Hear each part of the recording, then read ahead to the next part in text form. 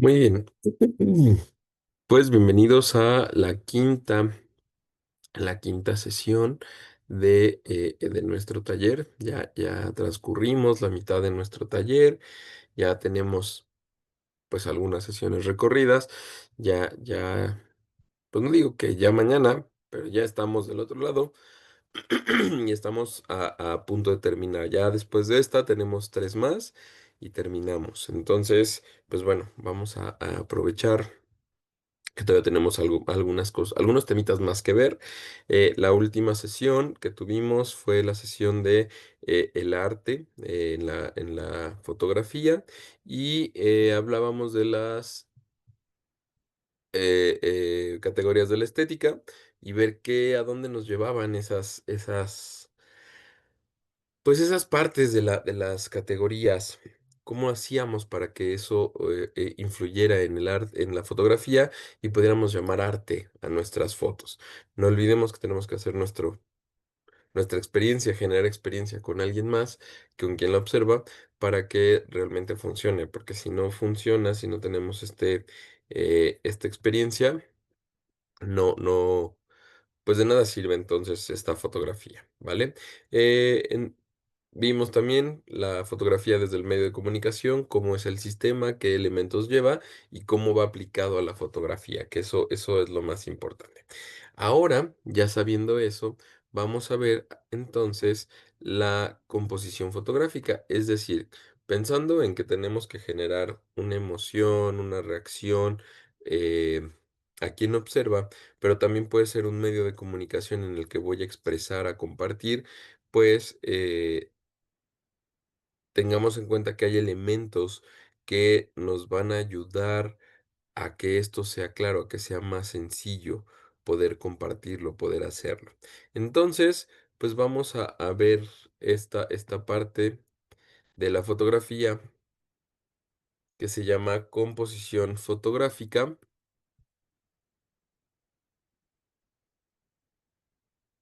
Creo que se atoró nuestra presentación. Sí, discúlpenme. Mm, Déjenme cargarla nuevamente.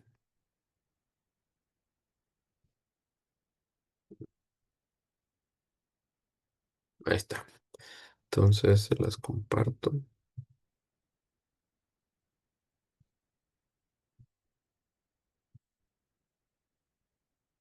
Listo. Composición fotográfica. ¿Qué es lo que necesitamos revisar hoy? ¿Qué es lo que queremos obtener hoy? Pues es que a través de los elementos que conozcamos podamos planificar qué es lo que necesita nuestra foto para que a través de la interpretación de estos elementos, el significado y su significación, eh, pues sea una narrativa más clara, que al momento de construir podamos tener este mensaje de lo más claro posible. Entonces, pues vamos a revisar algunos elementos, vamos a ir desde lo más básico y terminaremos con elementos ya fotográficos muy particulares. Algo importante es que tenemos que empezar con elementos muy básicos. Les comparto que he estado analizando que en la educación no nos enseñan a comunicarnos visualmente, sí nos enseñan de manera gráfica, de manera escrita, de manera oral, nos dan como todo un desarrollo desde lo más básico de aprender letras, sonidos, después sílabas, frases, palabras, frases y ya todo un discurso eh, para comunicarnos, pero en lo gráfico no. En lo gráfico lo único que hacen es toma, allá hay colores, allá hay acuarelas, allá hay algo, pues échale, ahí a lo que te salga y como te salga. Y si te sale está bien y si no, pues deberías aprender. Y eso pues no es parte de la comunicación visual. Por ello, me atrevo a presentarles los elementos básicos de la comunicación visual, estos elementos que nos van a ayudar a construir desde cero. Pues pareciera muy simple como, ay, profe, pero es que hablar del punto, la línea, el plano, el volumen, pues son cosas que nos enseñan a lo largo de los años. Por ahí en alguna clase me avisaron que el punto, pues puede ser esta marca que delimita lugares, delimita frases, delimita espacios. Ah, y la línea, pues es también un trazo en el que yo nada más jalo mi lápiz y lo muevo, o el plano, que es ya en matemáticas, el plano cartesiano, que es un área donde voy a hacer algunas cosas, el volumen, también en matemáticas principalmente, que es un conjunto de planos o de líneas que pues me ponen en tres dimensiones, y bueno, podemos empezar a pensar en muchas cosas que sí, perdón, para todo esto pues tienen mucha razón. Estos elementos, pues los vemos en muchos espacios, en muchas asignaturas, en muchos lugares, pero vistos desde la parte gráfica, no siempre van a coincidir con lo demás. ¿A qué me refiero? El punto, pues es un elemento que pues nosotros lo podemos dibujar dándole clic o dejando caer nuestro lápiz en la hoja, y vamos a ver ahí que se genera una manchita. Generalmente el punto lo pensamos en redondo, en un color, dependiendo de la tinta, generalmente es negro, contrastando con el fondo, de un tamaño muy pequeño. eh, y así lo concebimos, así lo definimos. Y sí, esa es una concepción gráfica, esa es una conceptualización de ese punto. Sin embargo, el punto es algo conceptual. Les digo, conceptualizamos eso a algo que es conceptual. Suena muy redundante, pero a lo que me refiero es que en realidad el punto no existe. El punto no tiene un tamaño específico, no tiene una forma, no tiene un color, no tiene una textura, es muy variable. ¿En qué sentido? Si yo les mostrara una fotografía del Zócalo de la Ciudad de México, de la plancha, cuando está el 15 de septiembre, y les digo, esa plancha está llena de puntos, algunas personas me dirán, híjole, profe, es que ahí no veo puntos, ahí lo que veo son personas. Exactamente. Yo puedo conceptualizar el punto, ese punto inicial, ese punto, ese elemento que como elemento solo es un elemento, pero al momento de juntarlo con muchos me va a generar más. Ahí tendríamos a un montón de gente parada viendo el grito, algunos comiendo, algunos otros cargando a otras personas, vestidas de distintas formas, colores, con sombreros, pero siguen siendo puntos, elementos que los puedo separar y se vuelven un solo elemento, pero al momento de juntarlos empiezo a construir otros elementos, otras formas, otras figuras que me van a ayudar. Entonces, el punto, piénsenlo como lo que ustedes necesiten. Si yo hablo de frutas, manzanas, si hablo de la carretera y veo carros, puedo decir que cada carro es un punto, lo concibo como yo lo necesite, porque a partir de ahí voy a empezar a construir. ¿Por qué digo esto de construir? Porque si yo tomo este punto y empiezo a poner uno detrás de otro, lo que voy a estar construyendo entonces es una línea. Esta línea, de igual manera, es conceptual, no tiene una forma, no tiene una longitud, un tamaño, un color, una masa, nada. Simplemente es una conceptualización gráfica de esto que es la línea, una secuencia de puntos con una separación ínfima y que pues la vemos continua, ¿ok? Podemos pensar en líneas discontinuas, líneas rectas, líneas curvas, líneas quebradas, incluso en líneas ausentes. ¿Y a qué me refiero? Vean mi cortina, mi persiana de aquí atrás. Tenemos líneas cafés, ¿cierto? Tenemos aquí unas líneas cafés. Pero ¿qué pasa con los espacios? También son líneas. Ay, profe, pero no tiene nada. No tiene nada, pero siguen siendo líneas sugeridas, líneas presentes que me ayudan a tener ahí marcada esa línea. Eso también es parte de esta construcción con los elementos básicos. ¿Qué pasa si yo tomo esta línea y entonces ahora, al igual que el punto, empiezo a poner una línea sobre otra? ¿qué voy a estar construyendo? Pues algo llamado plano, es decir, una forma. Digo, ahorita lo voy a hacer así rápido para que sea más claro, pero es una forma, es un espacio delimitado por estas líneas y que además es cerrado. Si yo no cierro estas líneas, simplemente se queda como línea. ¿Qué necesito? Qué feo dibujo. Ahí está. ¿Qué necesito hacer?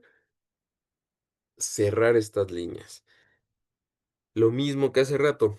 El plano no tiene una forma definida, no tiene una forma específica, no tiene un tamaño, no tiene un color. Varía. De ahí que salgan las figuras regulares, como los cuadrados, triángulos, círculos, rectángulos, pentágonos y todos aquellos que conocemos, o figuras irregulares que pues no tienen algo específico. A lo mejor lo identificamos por un concepto, pero pues una persona tiene una forma irregular, no es igual, no tiene los mismos lados, no tiene las mismas dimensiones. A eso me refiero. Entonces, pues ya tenemos ahí que del punto construimos a la línea, de la línea construimos al plano, ¿y qué creen?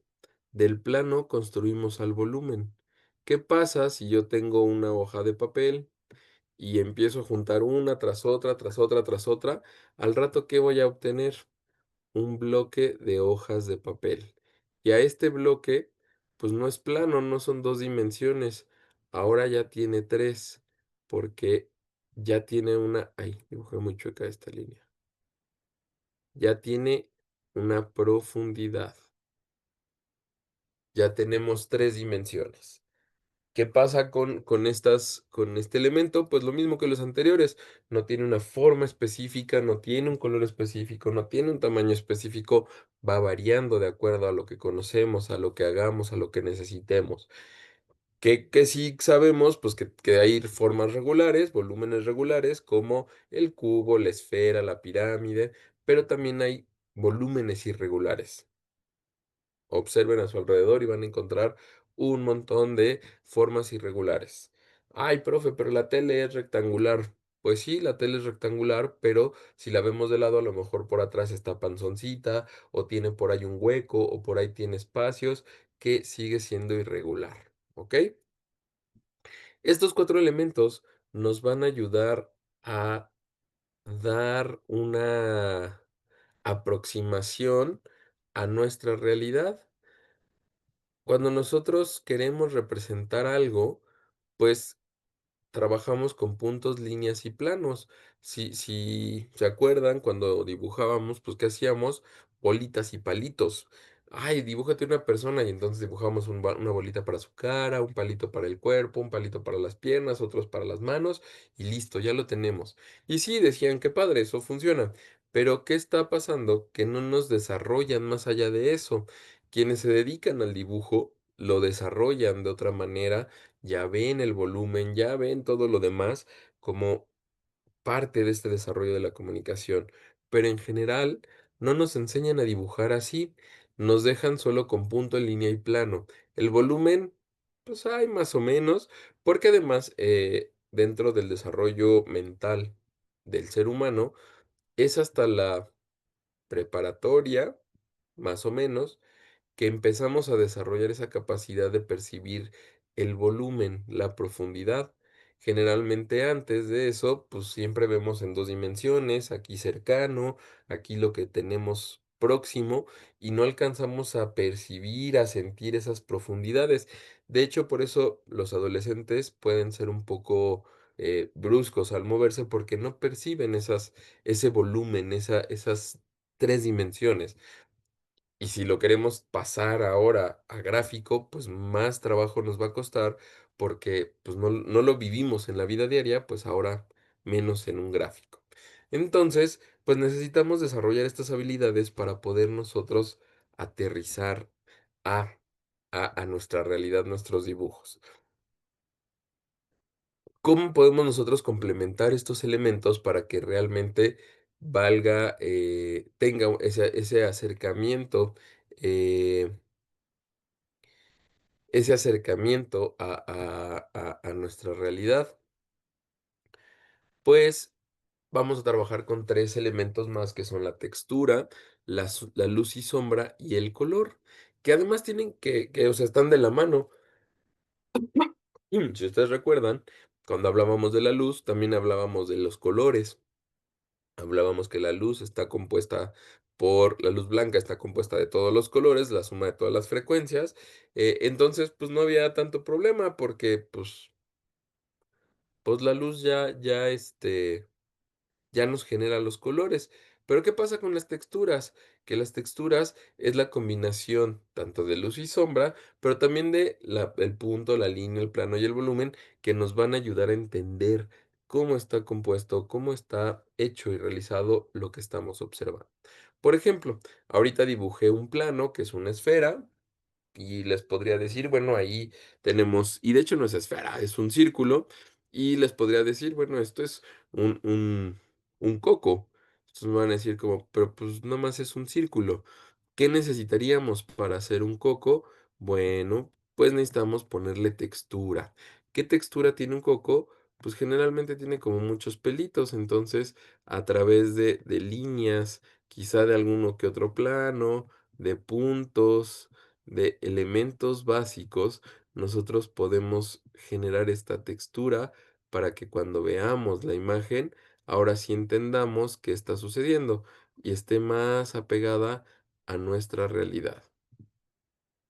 Y no sea solamente un círculo que supone ser un coco. Acuérdense, soy malo dibujando y más con el mouse de la computadora, ¿ok? Entonces, si no mal recuerdo, el coco tiene así como un hoyito por acá y en algunos casos dos. Entonces vamos a ponerlos por acá. ¿Ok? Entonces las texturas son este conjunto de elementos básicos que nos ayudan a entender qué está pasando con ese elemento, de qué materiales, de qué sensaciones nos va a generar. Eso es parte de la textura. ¿Qué pasa con la luz y la sombra? Pues nos ayudan también a entender parte del volumen. Para eso, pues al hablar de la luz y la sombra, pues requerimos de una fuente de luz. Supongamos que este es nuestro hermoso y grandioso sol. Entonces, pues vamos a generarle sombra a nuestro elemento. Que necesitamos considerar, pues que tenemos dos sombras, dos tipos de sombra, que no sé si ustedes lo hayan percibido, eh, eh, que se hayan dado cuenta que tenemos dos sombras que se generan. La primera es una sombra de proyección, es decir, donde esté parado el cuerpo, va a proyectar y va a generar una sombra por debajo o por detrás, que es la ausencia de la luz por la opacidad del cuerpo. Así de simple. Entonces, pues sí, donde esté parado y donde hay una luz, pues dependiendo de la posición, se va a generar esta sombra, ¿ok? Ese es el primer elemento, esa es la primer sombra que, pues generalmente la conocemos, jugamos con ella, estamos ahí jugando y haciendo bailes para que la sombra se mueva. Pero también tenemos una segunda sombra, que es la sombra propia del cuerpo, que se genera en el cuerpo, que además es la que nos va a dar la información de el volumen de nuestro objeto. Si yo no le pusiera esta sombra al coco, sería complicado entender que el coco sea redondo, porque a lo mejor ahí, aunque veo la forma redonda, pero a lo mejor está chato, a lo mejor está partido a la mitad y entonces adentro es donde donde hace sombra, o a lo mejor tiene relieve y entonces no es completamente redondo, aunque el contorno sí, pero por la forma que tiene, a lo mejor está más chichón en un lado o está más pronunciado del otro, no sé, tenemos ahí forma de identificar cómo es el coco de acuerdo a la sombra que se genera en el propio cuerpo. Y esto es importante, observemos las sombras.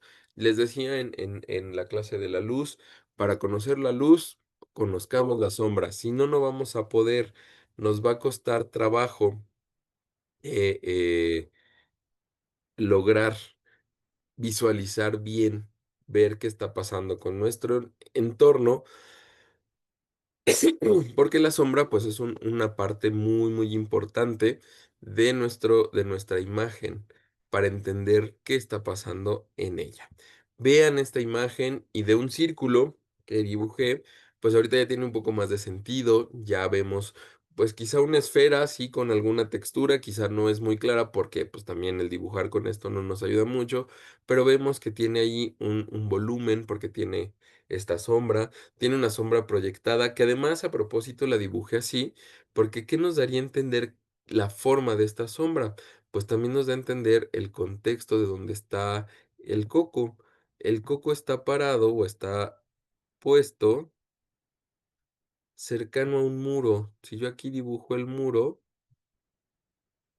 pues ya tiene más sentido, ¿cierto?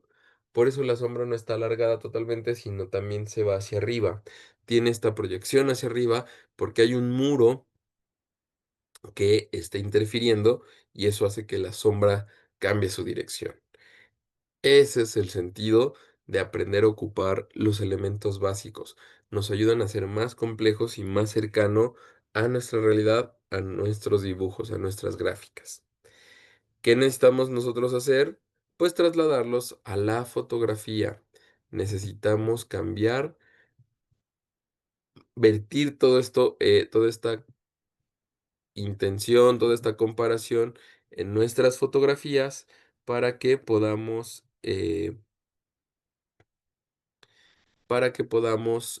nosotros llegar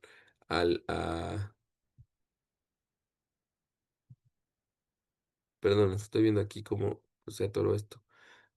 Cómo podemos llegar a a lo más real posible, llegar ahora,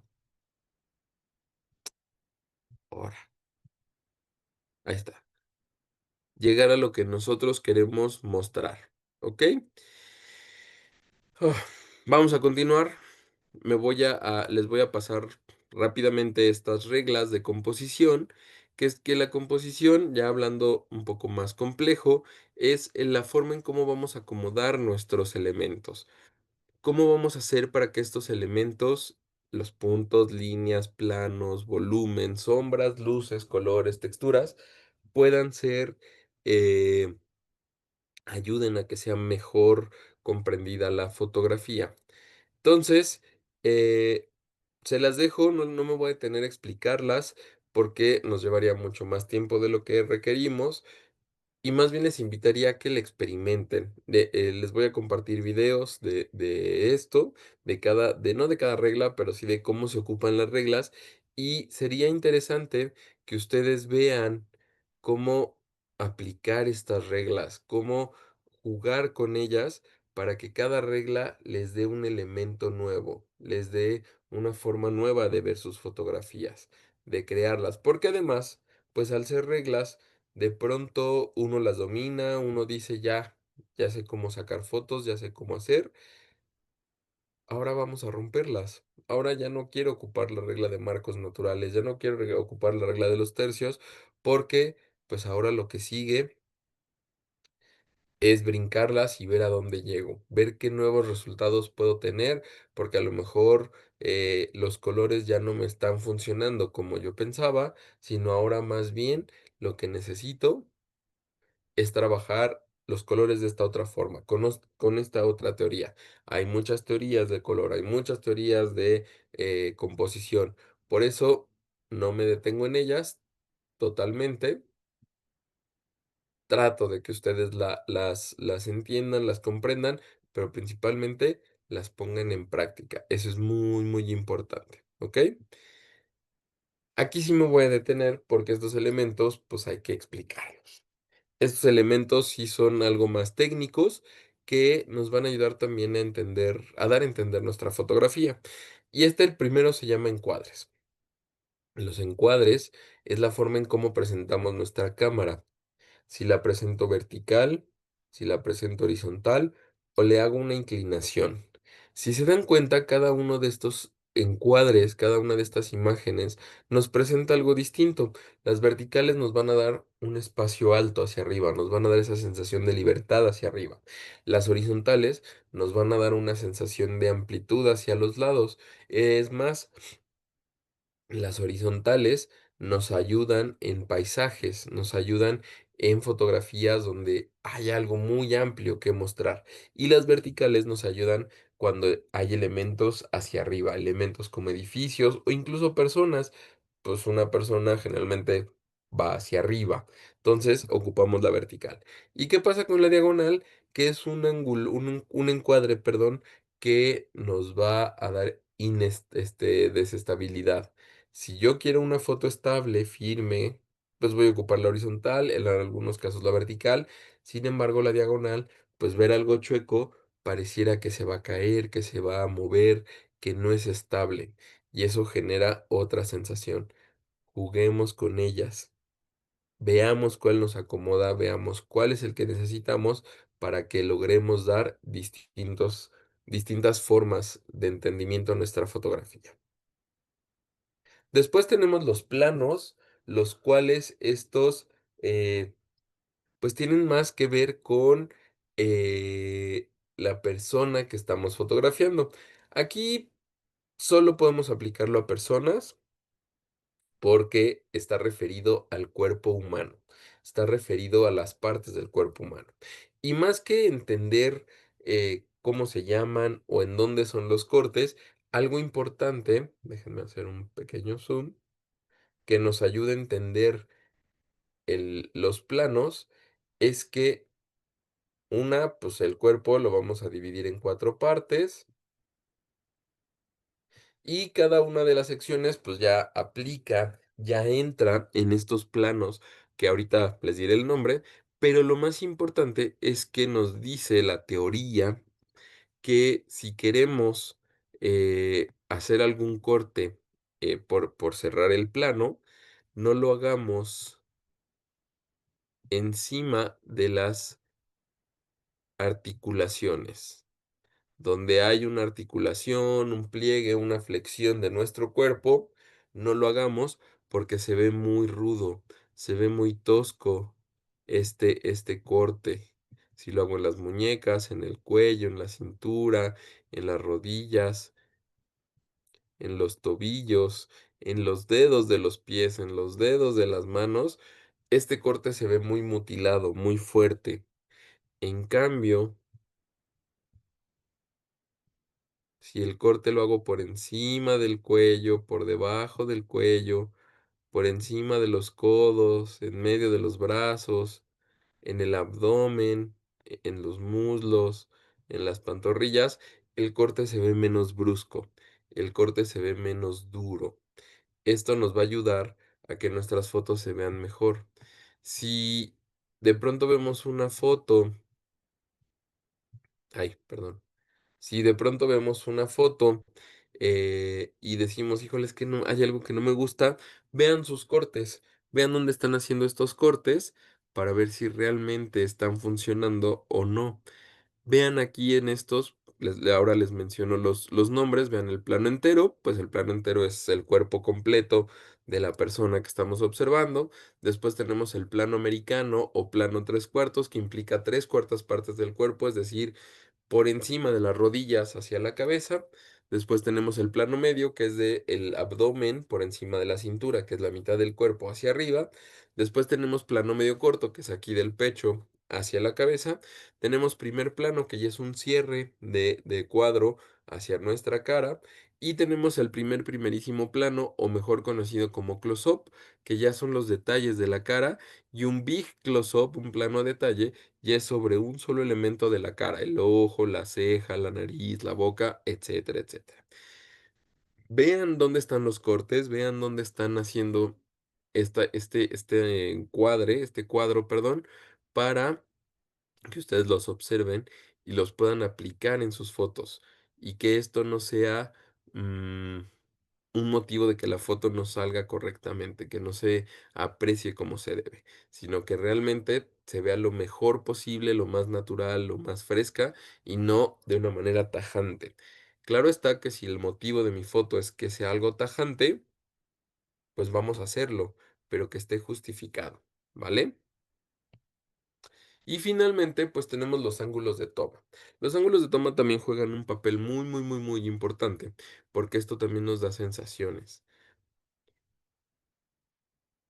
Voy a hablar de 3 que generalmente, pues, no hay como bueno, 2 que no tienen mucho uso y uno que es muy común, y ahorita explicamos los demás. El cenital, que es la cámara totalmente de arriba hacia abajo, es un ángulo de toma que, pues, casi no ocupamos, porque muy raras veces hacemos esto.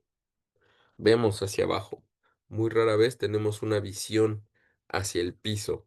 Sí, es algo muy interesante ver, a lo mejor estoy en un edificio muy alto, me subí a la Torre Latino o a un edificio con balcones y entonces estoy viendo hacia abajo y puede ser interesante. Ese es un ángulo cenital, ver de arriba totalmente hacia abajo. Después tenemos el contrario, que es el nadir, que la cámara esté de abajo totalmente hacia arriba. También es como si levantara yo mi cabeza y viera hacia el cielo. Ese es el nadir, que también es otro ángulo que casi no se ocupa, a menos que me tire al piso y pues bueno, esté tomando fotos hacia arriba.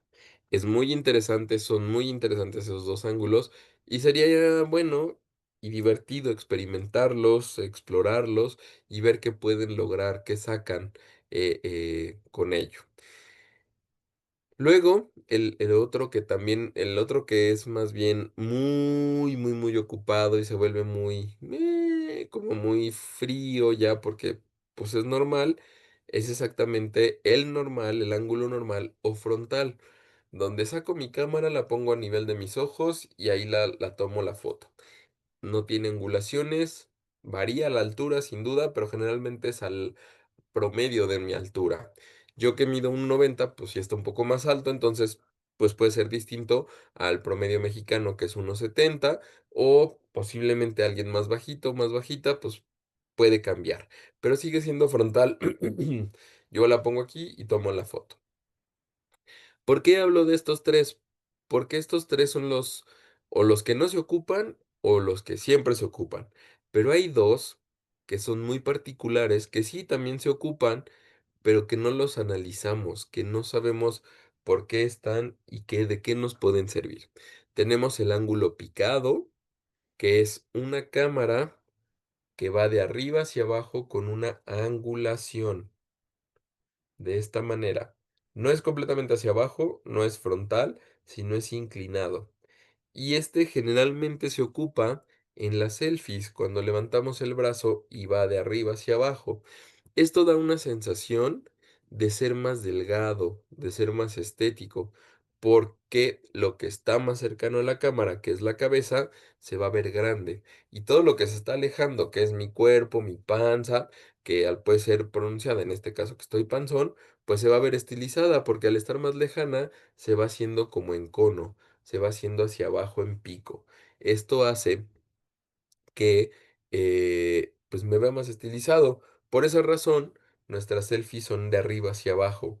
Muy rara vez son frontales o muy rara vez son en otro ángulo. Siempre o la mayoría son de arriba hacia abajo, ¿ok? ¿Qué pasa con el contrapicado? Que ese es un ángulo de abajo hacia arriba. Ese nos sirve para vernos más altos. ¿Qué es lo más cercano a la cámara? Nuestras piernas. ¿Qué es lo más lejano? Nuestra cabeza. Y este efecto de triángulo hacia arriba nos hace ver con unos pies muy grandes, pero muy lejanos hacia la cabeza.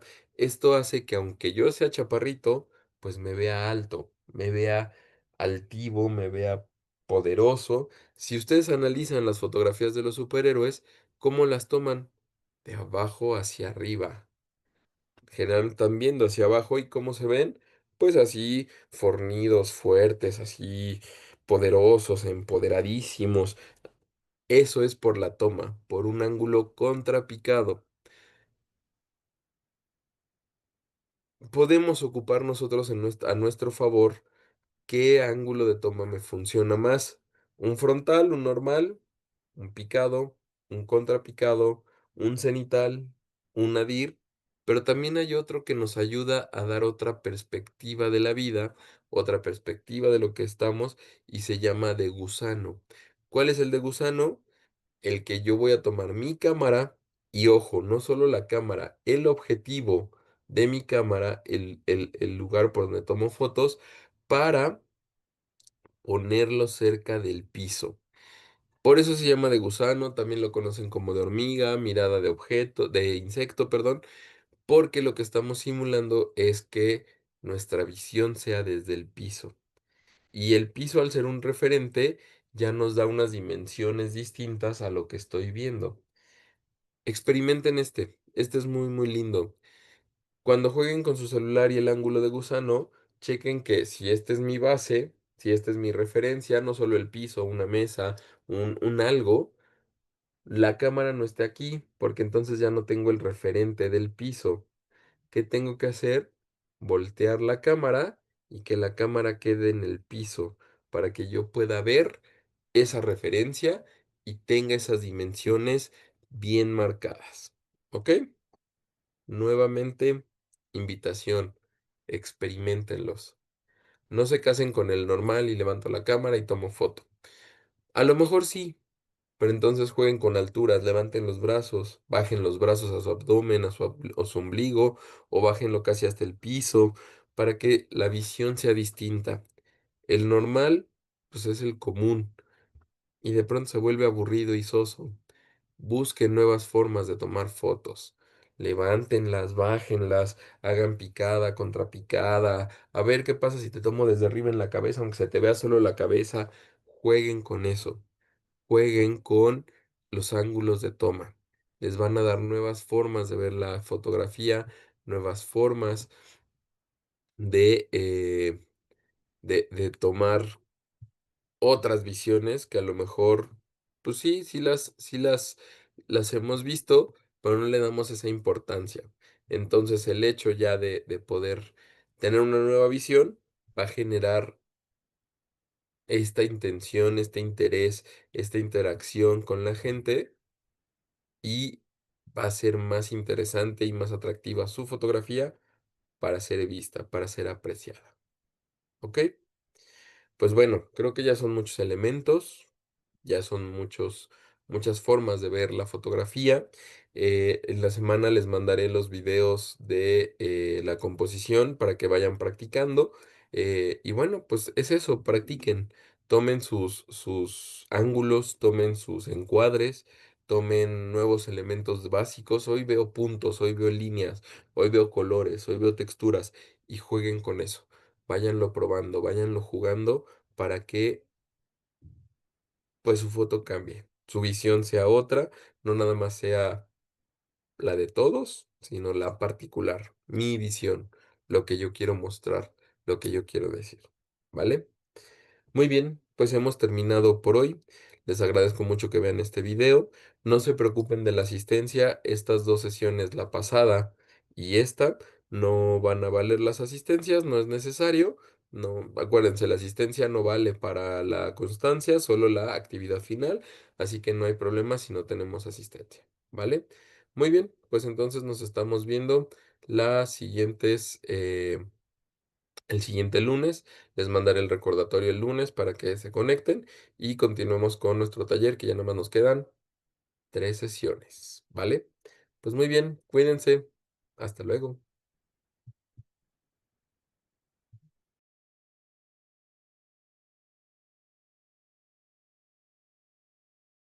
Prepa en línea CEP va contigo.